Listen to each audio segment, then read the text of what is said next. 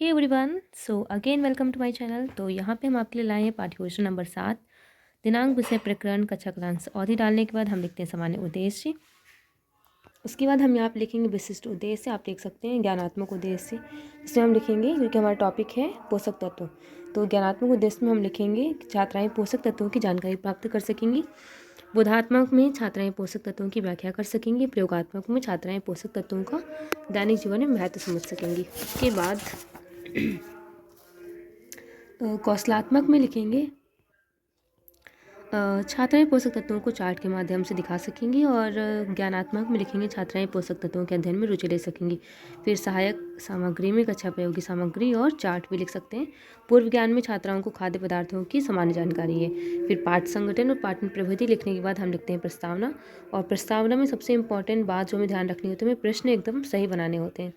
तो यहाँ पे हम बच्चों से प्रश्न पूछेंगे कि आप भोजन में क्या खाते हैं। बच्चे आंसर करेंगे दाल चावल रोटी व सब्जी। फिर पूछेंगे भोजन कैसे बनता है, तो बच्चे बताएंगे कच्ची सामग्री से बनता है। फिर कच्ची सामग्री के संघटक क्या हैं। ठीक, तो ये समस्यात्मक प्रश्न हो जाएगा जिसका आंसर बच्चे नहीं कर पाएंगे। फिर इसी प्रश्न का आंसर करते हुए हम अपना उद्देश्य कथन लिखेंगे। यहाँ पे कच्ची सामग्री के संगठन पोषक तत्व हैं। आज हम पोषक तत्वों के बारे में पढ़ेंगे।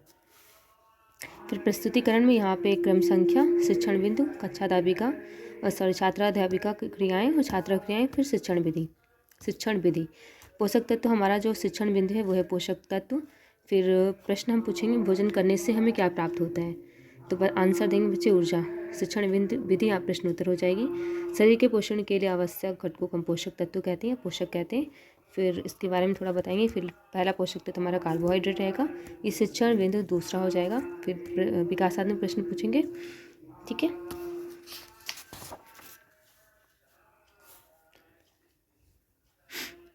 यहाँ पे आप इधर चाहें तो पोषक तत्वों का डायग्राम बना सकते हैं। प्रोटीन में हम विकासात्मक प्रश्न पूछेंगे। चावल धुलते समय सफ़ेद रंग के पदार्थों क्या कहते हैं, इसे हम क्या कहते हैं, तो मंड या स्टार्च कहते हैं। ये प्रश्नोत्तर विधि हो जाएगी। फिर इसको एक्सप्लेन करेंगे। उसके बाद यहाँ पे वसा के बारे में एक्सप्लेन करेंगे थोड़ा। बोध प्रश्न पूछेंगे बच्चों से। और जो भी हमारा बोध प्रश्न रहेगा वो तीन से 5 बोध प्रश्न रह सकते हैं, मिनिमम 3 और मैक्सिमम 5 बोध प्रश्न। और बोध प्रश्न से ही हम अपना सैंपल सारांश बनाते हैं यहाँ पे।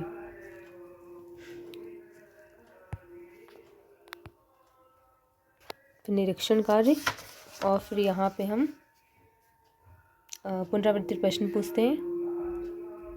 ठीक है, रिक्त स्थान की पूर्ति पूछ लिया, मिलान पूछ लिया और गृह कार्य दे करके हम अपने पाठ्य योजना को समाप्त करते हैं। गृह कार्य है प्रोटीन कार्बोहाइड्रेट एवं वसा के मुख्य स्रोत याद करें। ये पाठ्य योजना आपको कैसी लगी कमेंट करके ज़रूर बताइएगा। मिलते हैं अपने नेक्स्ट वीडियो में। और ये पाठ्य योजना अपने दोस्तों को ज़रूर शेयर करिएगा। और कोई भी क्वेश्चन हो तो आप कमेंट करके पूछ सकते हैं। Good bye.